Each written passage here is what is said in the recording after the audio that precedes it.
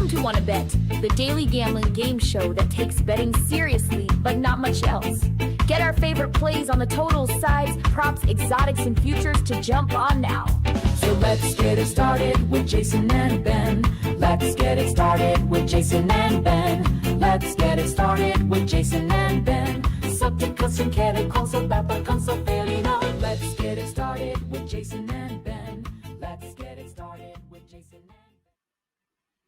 Hey there, let's get it started indeed. A little bit earlier than usual on a Saturday morning. We got a lot of stuff we want to get to you guys, and we know, especially with soccer kickoffs in Europe all over the place, and some early NCAA football. We wanted to give you the best we have to offer as soon as we can. That's what we do. This is Wanna Bet. I'm Jason. That's Ben. I got it figured out for good now. This is our show. You see the rundown on the side. Yeah, I stole it from my buddies, Tony and Mike at PTI. If you're one of the ones who saw the Wanna Bet hoodie on the Statue of Liberty, that's why. Those are my boys on the back of the PTI set there on the Statue of Liberty. First, second, third down. 3 favorite plays we've made since yesterday.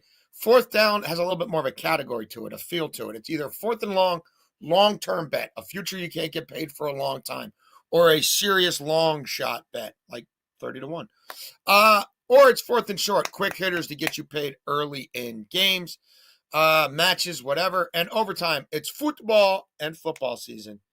We've got each at least one football parlay every single day during football season. And most days it's more than one.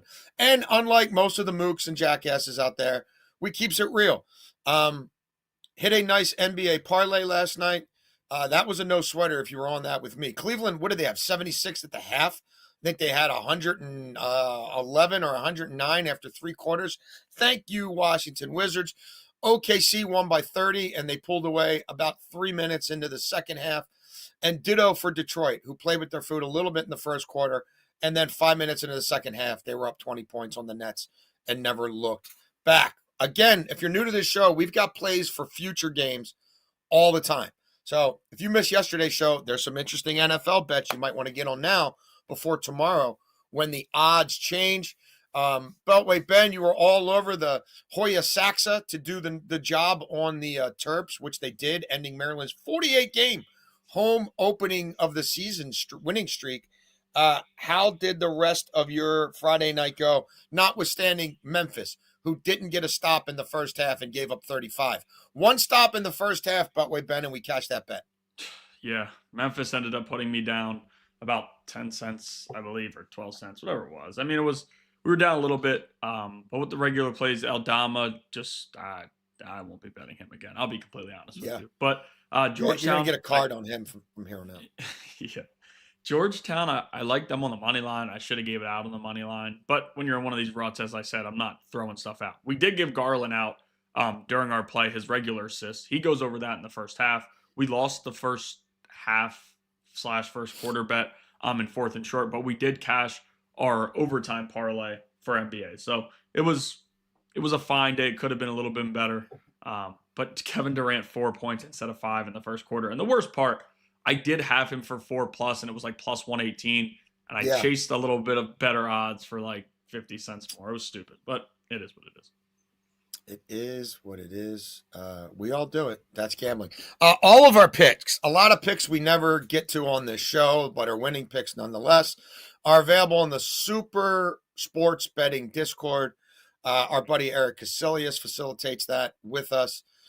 He's been doing a great job picking games across all sports. You see the QR code there if you're watching. If you're an Apple Bottom podcaster or you're a Spotifyer, just go to our Twitter feeds, look in our bios. There is a link to the Super Discord right there to get you all your information. And Beltway Ben, that brings us to our bets of the day. I'm going to cheat a little bit here on first down. I'm going to just clump together. It's not a parlay, but I'm going to give you 2 basketball bets that I really like today. 1 NBA, 1 college. We'll start with the NBA, I guess. The Atlanta Hawks are catching 3.5 points at home to the Lakers tonight in the NBA. I love the Lakers in this spot. Lakers minus 3.5. You can get this at minus 108 if you shop around. Lakers are playing great ball. Luka seems to have figured things out without LeBron. LeBron's getting closer to a return. Vibes are high with the Lakers. They're playing better defense and seem to be getting back into some of the positive habits that Reddick got them into last year. How have they been on the road? They've covered all 4 road games. How are they doing overall? 7-2 against the spread. What about Atlanta? 3-6 against the spread. Look, Atlanta has 2 wins over Orlando, who they own. They beat Indiana at the depths of their losing streak, and they beat the Nets, who everybody beats. That's their wins. When they play real NBA teams, they lose. And Beltway Bend, they tend to lose big. This is not a team that loses close in late games. When they lose, they always lose by at least 5, and they generally lose by double digits. They played last night. The Lakers did not. Atlanta's defense suffers in general. Atlanta's defense really suffers when they have tired legs. And the Lakers, I believe, are 6-1 against the spread with a day off. So that's where we're going here. I think the Lakers win this game, frankly, by 8 points or more. And yeah, I will be playing around with alternate lines. I also love the under in the Towson Tigers Houston Cougars basketball game, NCAA Today. You can still find that at 132.5 in like one spot. It's down to minus 131 in several spots, but you can still get 132.5 under minus 105 now. Why do I like this so much? I live basically on the Towson campus. We go to a lot of games. We're very familiar with the program. You're going to find a lot of CAA picks on this show. There's so much volume in college basketball. I found if you really want to do well, you find a couple conferences, you study them over time. Maybe you get to know some people who work in and around those conferences, and you really look for the inefficiencies because they can't set, airtight lines on 356 Division I basketball teams. They just can't. So I'm pretty locked into the CAA. Since 2023 Beltway Bend, the Towson Tigers are 19-6 to the under when they play out of conference. That is the number one under percentage in non-conference games out of all 356 college Division I teams. That is the highest under rate in college basketball. They just played a scrimmage with Maryland. Almost beat them right before the regular season opened. I'm sorry, no, St. John's. Almost beat them. Held them in check. Played a rock fight with Patino's guys. Okay? Towson is 347th in KenPom adjusted tempo last year. Houston, 6th slowest pace in all of college basketball. Houston was 359th out of 365. So we got 347th and 359th in tempo. Nobody's running and gunning today. Towson brought back 2 all-conference players who are going to fight each other to be the CAA Player of the Year. They added a 7-footer to their bench, so their second team has more size. They are a D and rebound team. That's what they believe in. Again, they play at a snail's pace, and Houston's not going to be running and gunning against them. How did Houston do last year playing out-of-conference teams at home? How about Hofstra from the CAA? 124 total points. How about Butler? 130. How about Troy? 124 total points. How about Toledo? 127. I don't know about the 26.5 point spread here, but I think this game could be played in the mid-50s, right around 60. And again, Towson's probably going to the tournament this year. They won the CAA last year. That's a tough league. And they're even tougher. And they've got more size. And the pace ain't going to change. So we are under there. Beltway Bend, first down. We're going to college basketball as well. We're going to go to a late night tip-off. If anybody didn't see yesterday's show, we are all over St. John's, and I will be having them in a number of my parlays. I don't see St. John's losing today. But here, we're going to a plus money play. Arkansas on the money line against Michigan State. Tom Izzo. Nobody knows November as Izzo's month. It's always March, right? January, February, Izzo. That's what they say. Nobody's calling November Izzo because he gets blown out in these types of games, and they lose big early, and they try to figure things out. Like, that's just how he's been over the years, and he's always got his teams playing well at the right time. He's a great coach, but it takes some time. And they don't have a good offense this year. Like, Cal, on the other hand, he can win these games. He can win early conference games, but then you get to March and you have the Oaklands of the world beating him. That's just kind of how it's gone for Coach Cal. He goes to Arkansas. They had a decent year last year in year one. I've always been a fan of his. I think if you want to go to the NBA, you play for him because his track record is very long. Doesn't win enough in the NCAA as much as he should with the teams, But this year they have a much better offense than Michigan State does. Now, Michigan State brought back a lot, and that means something in college basketball, but nothing they brought back to me stands out offensively. Like, they're going to play good defense. Right. They're going to muck it up and play ugly basketball. But Arkansas can really score it. They have two of the best freshmen in the country. You bring back DJ Wagner, who's now in year 3. People were talking about him. I mean, he was the number 1 overall recruit. Everybody expected him to be a one-and-done NBA player. He goes 1 year at Kentucky, follows Cal to Arkansas, and it hasn't been great. Now, Michigan State has a few guys like Cam Ward from the area who I got to see play in high school. Could he be a top, Big Ten player in a few years? Yes. But as he always does, Izzo is going to slowly work his guys around. Now, Fears, it seemed that he's taken that second step his sophomore year, but I still don't buy anything that he has compared to Arkansas, who has list by list, every single guy on that list. It's just like they can score. They can do a lot. And we saw it in game 1 where they scored a ton of points but didn't play much defense. I think they're going to kind of hone down in this one. Michigan State will probably try to play it at their own pace. But with that being said, I'm going to take the better offense here. And at plus 128, I think it's too good a value to pass on for an Izzo team that's going to try to figure things out early in the year, and they'll be better later in the year compared to Cal, where they usually hit home runs at this point in the season and fizzle out towards the end. If you're looking, you ever find yourself in a situation here the next few weeks and there's a Sparty game on and you're kind of ambivalent about it, but you're looking at a trend? Sparty at home since 2023, 23-12 to the under. I'm just saying. Second down. This has become an auto. Speaking of auto bets, this is one for me. I'm not going to belabor the point. The Gunners, a.k.a. the Gooners. People called them the Gooners before that became like a naughty thing, by the way. Like people have been, which I just found out about that whole thing, which I'm good with the 6-7, but that kids today. But anyway, the Gunners to win the nil. Why do I like this? Because it's happened 8 straight times. They've kept 8 straight clean sheets. Whether they're playing shite teams in the Premiership, whether they're playing in the Caribou Cup, whether they're playing elite teams in the Premiership, or whether they're playing the best of the best in the Champions League. These are the champions. So, look, Sunderland at home, we were on Monday. Like, Sunderland's been really good at the Stadium of Light, but I also think that there's going to be a little recalibration, a little crash there. I worry about them in the back after the howler they conceded against the Hammers. And then the own goal. Arsenal's the best defense in the world. We've been telling you about that for quite some time here. Arsenal, the odds-on favorites to win the Champions League and to win the double in the Premiership. They might run away with the Premiership, which will help them focus on the Champions League. And depending on that result between Man City and Liverpool, whoever loses that one, if there's an outright winner, the loser of that one is really going to have a hard time catching the Gunners or the Gooners. So that's where we are. Airtight defense, opportunistic attack that's rounding into form, deep roster squad.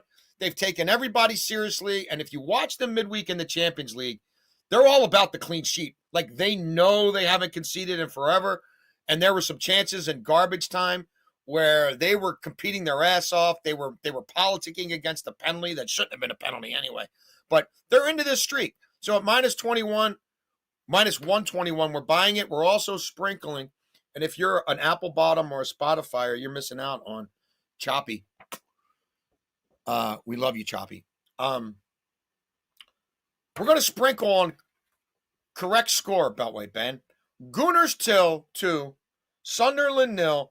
That'll get you up plus 550. We're putting a half unit on the Gooners to win 2-0. I'm also thinking, I think we should, by we, I mean me. I think I should make, don't you think we should get Frankie the Wonder Pup involved in this show? Did you see did you see any of the stuff I sent out when Patsos had his dog with him down at the arena? At the arena, yeah. Dude, like, I think for college basketball plays in particular, right? Like, we do maybe that's, but it's visual. I was going to say maybe that's for the Spotify, but you need to be able to see it. Maybe once a week we do the Frankie the Wonder Pup college basketball parlay. A parlay, yeah. What do you think about that? Love it. Patsos he would a love gambler, but he would love that his dog is being featured. And we get him recording something. Yeah. If he's allowed to. I don't know if he can because of the monumental thing. But wouldn't it be great if we had him saying Frankie the Wonder Pup, NCAA parlay in a week, and then we hold up Frankie the Wonder Pup, right? Yeah, and then we give the pick. I agree. Oh, remind me to ask him about that. Okay, yeah, I would love to hear what he has to say. I'm interested because it definitely like he always Like if every we time don't we talk say his gambling, name and we just use his voice, how, like, are they real? Is he really going to get in trouble for that? he shouldn't get in trouble for it at all. He's not betting. You know what I mean? I hear you. Well, we got to see what he's comfortable with. Yeah, for sure. But I got to get Frankie the Wonder Pup involved. I'm with it. I am fully on board. Second down, I will go to the college football ranks, and I was like looking around, going for plays. I just kept finding myself looking at Nebraska on the road against UCLA, whose defense, quite honestly, is still a question mark for me. So I do like Nebraska on the money line at -108. Now, what they've done is exciting. It does make me laugh, though. Like, they were winning, and everybody in the world thinks Neuheisel is the interim head coach. Like, because that's all that's getting posted, right? This guy, how cool he is. He's the offensive coordinator. Nobody even knew that because of the way ESPN was posting him. All of a sudden, they lose last week by 50 or 2 weeks ago, and then Skipper's posting. It's like, now you're posting this guy? Like, why weren't you posting him when they were winning? But it's just funny kind of how social media is and everything. But no, Neuheisel, for anybody who doesn't know, the guy that everybody's posting with the blonde hair is actually just the offensive coordinator. He is not the head coach, but they do love posting him like he is the head coach when they have success. Now, boy, don't they? Nepotism, baby. It's a hell of a drug. ESPN can't quit it. It is. I think that kid is good. I mean, I think he's doing a nice job. But let's not get carried away. Let's be honest what's going on. Like, when a team does that, it's usually the interim head coach that's like being pushed, you know? Like he's doing a good job. No, we don't see him until they lose. If his last name was Wonder Pup and his daddy didn't coach forever in college and the NFL, nobody would be going crazy about it. 100%. But no, I like Nebraska on the money line here at -108. As I said before, UCLA's defense is just a question mark to me. Like, they're not very good defensively. They don't have much going. Now, Neuheisel does have that offense playing good football, and that's been the difference for them to this point. It was a tough past few weeks for Nebraska, right? You get blown out by Minnesota, which Jason was all over. Then they come back and sneak past Northwestern, then return home and lose to USC in a tight one. And USC is a top 20 team in the country, so that's not as bad of a loss as it might make it out to seem. Now, you have a UCLA team who just lost by 50 to Indiana. They were also in a tight one with Maryland, as Nebraska was as well. Like UCLA, I just don't buy what they have. I think it's exciting what they've done with the interim coach and the way they've turned things around. But when you look at both of these teams, like Nebraska does have a top 5 passing defense in college football. And can they get some pressure on Nico? Yeah, I think so. Nico has been awesome, and I've always been super high on him. But when you pressure him and start hitting him around, he's a little fragile. Like, he can get hurt. He runs a lot, but he is a little fragile. Wouldn't surprise me to see him banged up in this one. And I do think Nebraska comes out on top on the road. I don't think the crowd or anything gets to them because Nebraska's, they're different. Like, their fan base might fill that place up more than UCLA's will. So I do like Nebraska on the money line at -108. Especially this time of year. Nebraska's secondary, for me, far and away the best position group. Like, if you were going to rank the units and use that, like power rank the units, each team's secondary, linebacking core, front four, offensive line, that would be number one in my position group ranking. So, yeah, that'll help you travel. Third down for me, you think we'd do a show without being on our Bournemouth Cherries in some way, shape, or form, especially when the Cherries are on the road, when we really like betting them because those games are bonkers from a goal-scoring standpoint? Yeah, we're on it. They're going to Villa today. Not a fortress, not a place where you're absolutely crapping your pants because you're going up to Birmingham to play Villa. Shout out to the late great Ozzy Osbourne, though. That's his squad where he played his last concert before he finally passed. Been listening to Bark at the Moon a lot lately and singing it with my dogs. That's a true story. So look, we're going both teams to score in the Villa-Bournemouth match. And we like our Cherries to come away here with at least a point. So Bournemouth to win or draw, both teams to score, +140. Why do we like it? Well, again, it's the Cherries on the road, mate. There's been a BTTS in 5 of the last 7 Bournemouth matches overall. What happens when they go on the road? BTTS in 4 of the 5. You can remember we're doing a live show a couple weeks back. They're playing Crystal Palace. I'm telling you at halftime, get on Mateta to score. Get on at least 2 or 3 goals in the second half. I think this will follow that script. I don't know that Villa can attack quite like Palace, but I still think we get plenty of goals here. Like, Bournemouth road matches There have been 21 total goals scored in them. That's the second highest road total in the Premiership. You're looking at Villa at home. They have allowed 5 goals against in 5 home games. So again, not a fortress. Like, they're not putting up clean sheets all over the place. They only have a +1 goal differential at home. So while they have a 3-1-1 record, they've been closer type games. The Cherries attack more on the road than at home. And if they get the first goal here, it's going to force Villa to come out. And it wouldn't shock me if the Cherries get the first goal here. So, yeah, we're following some trends. We're following some teams that play entertaining football. And we think, look, Bournemouth, when you attack as much as they do and you press and you send 3 up the pitch, you're going to be left a little vulnerable in the back at times. And they seem okay with that. So we're okay with that. Third down, we are going to college football again. And again, if you guys don't have this, I apologize. Like this. But Jason knows. Like, this is your stay around jam. forever. It is. It is. And like throughout the week, I try not to give out one for. I mean, I'll be honest with you. If I knew every single person had it, I'd be giving these out on Saturdays. First, like second, crazy. third down. But I try to only give out one, not too many. Maybe a parlay here or there. You know what we could do? We could put some of that on the audio only. True. We could. We definitely could. I mean, I would try to goose those numbers. Yeah, but the issue is, like, some people still don't have them. You know what I mean? Yeah, but it's just, if you want to listen, you might have even if you don't have it, you have a buddy, somebody in that super Discord's in a state where they got it. Bada bing, bada boom. Right? Yeah, put the biscuit in the basket. Yeah, but you should probably keep that down. Don't tell people you're doing that. Or you have, I mean, there's a lot of different ways you could find it. What is that? I mean, really? We're going to worry about that? Well, I guess Cash Patel, he probably would. He's got no bigger fish to fry. Mook. We're going to Iowa State over 239.5 receiving yards at -110. Anybody who doesn't understand these props, it's passing yards. And you don't have to worry about a player prop getting hurt in any way because you get the team passing yards. You don't have to worry about a team running a trick play and a wide receiver throwing a ball for 75 yards. That all benefits us. And that's why I really like this. And we didn't even have this. When we did have player props, we didn't have this. It's FanDuel's way of working around the rules that you can't do player props. And it's actually a very good thing by them. I'm happy they done it. I'm hoping other books will get to it. Has most of these types of props that's usually how it goes. But I do like Iowa State over 239.5 receiving yards -110. They're coming off 4 straight losses. Rocco Beck, he's better than what he's played. Like, he hasn't played good. Everybody's kind of pushing him down and all this right now. He's still a tough quarterback. Their offensive line hasn't been great. They've gone over this in 4 of 6. Now, they're under in 2 of their last 3. You can make that point. But they are over this pretty regularly this year. Now, let's look at what the last 2 weeks have been like for TCU. Scotty Fox at West Virginia, 301 passing yards. They lost. Sawyer Robinson, 318 passing yards for Baylor. Baylor lost as well.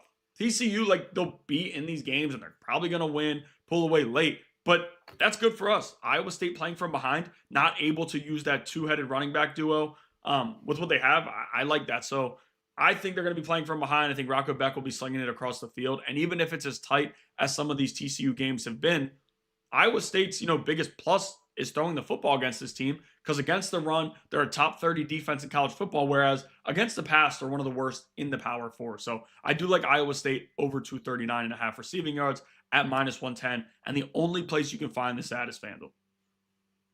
Yeah, look, we got to give these guys their due when they have a product or something for you that you can't get. You can't get anywhere else. 4th and short for me. This is technically one of these bets is going to involve something to get you paid quickly. We are all over Chelsea hosting Wolverhampton today. We've been banging away at the Wolves along with the Hammers, and we've had a lot of success with that. And we smash them in the first half, and we smash them full game. And everybody in the Premiership's doing that, so why shouldn't we? Look, I'm not going to tell you Chelsea's in great form. They're a little bit up and down. They're a little bit erratic. No doubt about that. But at the bridge against relegation fodder, coming off an ugly showing in the Champions League, where they only come away with a draw and they blow a lead against Quarbog, who I got to give those dudes credit. They keep finding ways to get results. I'm not going to lie to you, I never heard of them before they somehow made the Champions League. Me neither. But alas, yeah. If you stump Beltway Ben in global soccer, you're doing something. You're really a minnow. So look, I understand some of the caveats here, but this is more just Wolves are garbage, and they start games garbage. They've conceded 13 times in the first half already this season, most in the Prem. They've got a -8 first half goal differential, worst in the Prem. Again, they played 9 games. They're already -8 first half goal differential. Chelsea's been pretty good in the first half. You look at Wolves on the road in the first half. They have yet to score in the first half of a road match. So 1-0 should get us home here. I don't think this is one of those, you're playing a team that's batshit crazy on the counter, or plays, great long balls into the box and they're picking up penalty calls all over the place. That's not Wolves. Wolves on the road, they lose 3-0, they lose 2-0. There's a 1-1 draw in there, 1-0, 1-0. Again, they can't score on the road. They've also conceded 8 goals in their last 3 Premiership games overall. So there's that.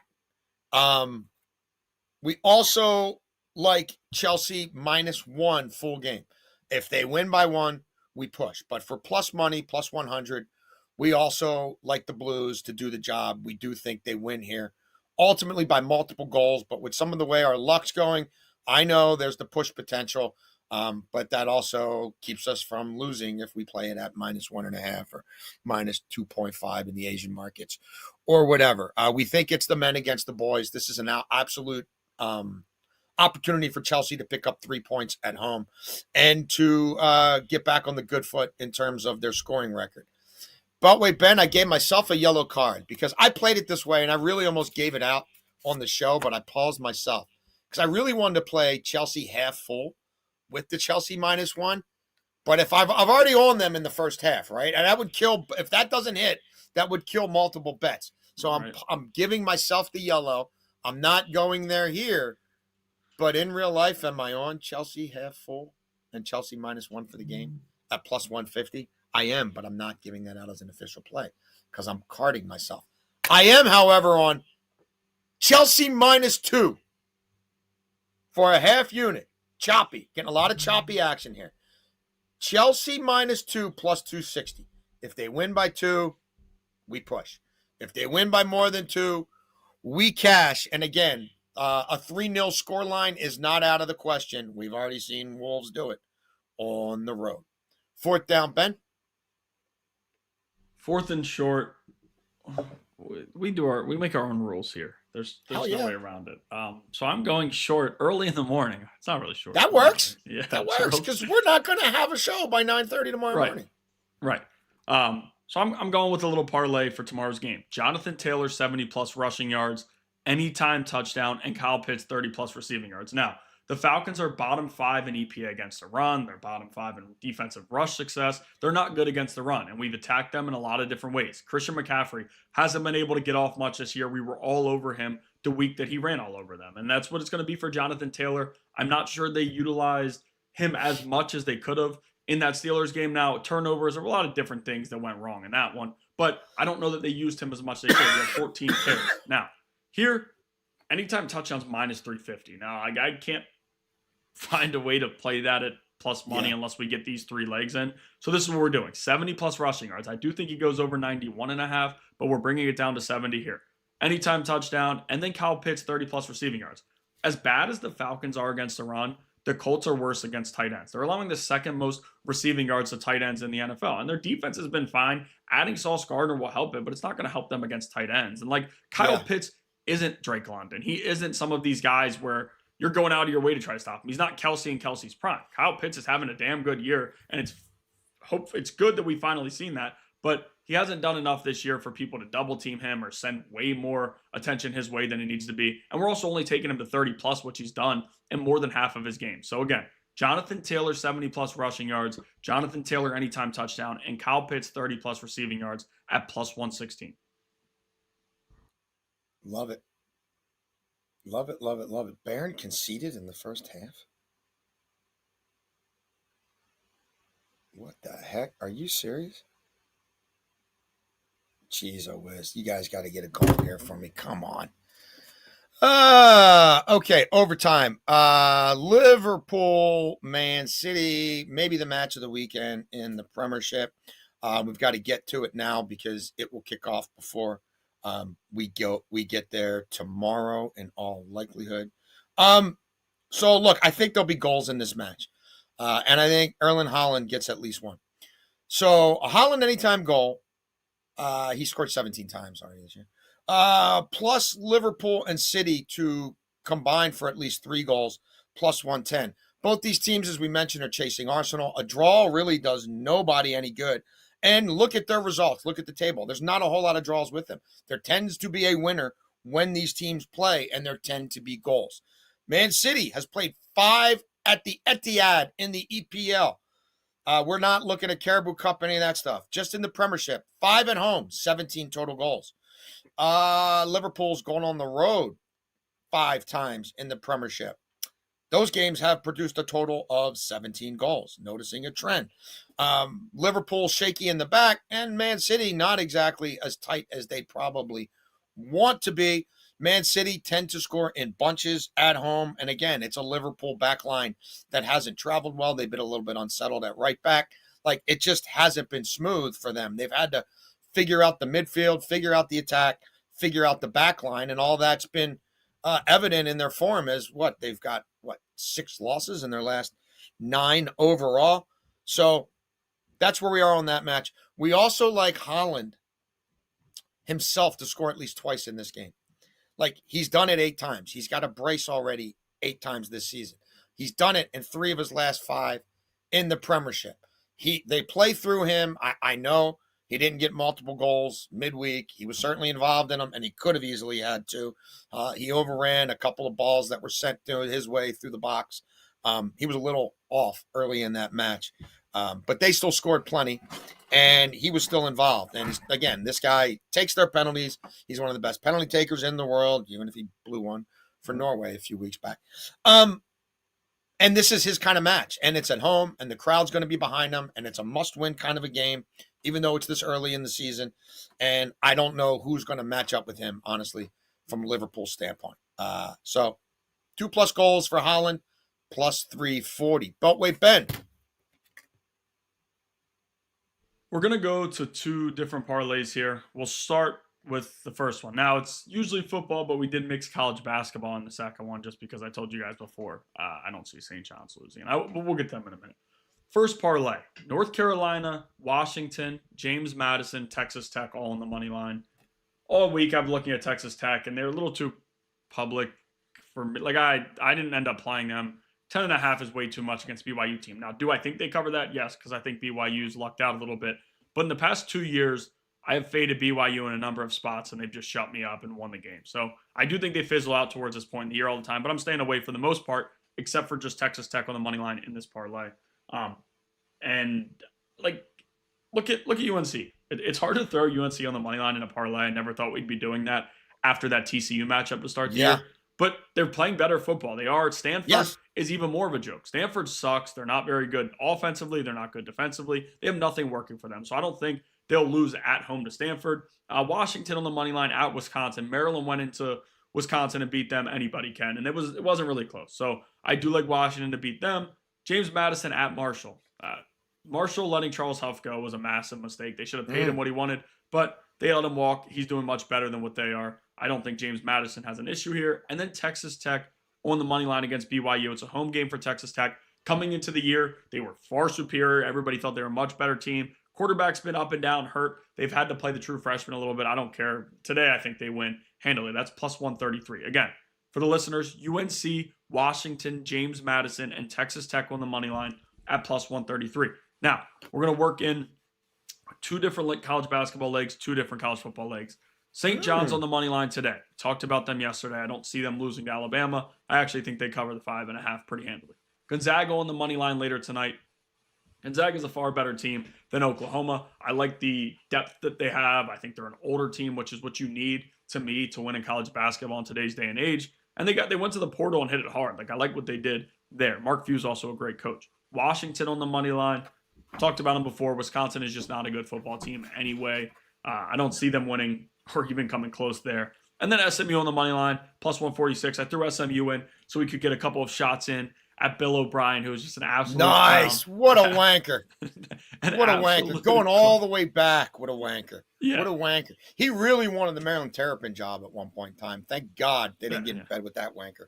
I'd rather take the Loxley era over having to deal with that guy. Oh, absolutely. I mean, yelling at somebody because they always bring up your losses when your football team sucks and has been awful. Like, you're the issue, not the reporter. And then he takes like the personal shot saying you only show up a few days a week. Phil O'Brien's a horrible person. He is absolutely a terrible person. And he also has a terrible football team. So I do think SMU has no issue. Lashley signs the extension. SMU is in a good spot right now. I don't know that they're as good as some might say, but it is what it is. I think they win against a bad Boston College team. So again, St. John's on the money line, Gonzaga on the money line, Washington on the money line in college football, and SMU in college football on the money line, plus 146. There you have it, folks. But with Ben, let everybody know how we did last night. Last night we had a fair amount of plays that were for a little bit later in the weekend, things we wanted to get you guys value on while we still could before those lines changed significantly, when those games actually tipped off or kicked off or whatever. All of our picks, when we make them in real time, available in the Super Discord along with our buddy Eric Casilius. And that is the show. You want to bet, we want to bet. Thank you for betting with us. We will be back tomorrow at 11 a.m. for what will be a heavy NFL show. I might have a little bit of NBA in there, but what we love still on the board in the NFL tomorrow at 11. We'll see you then.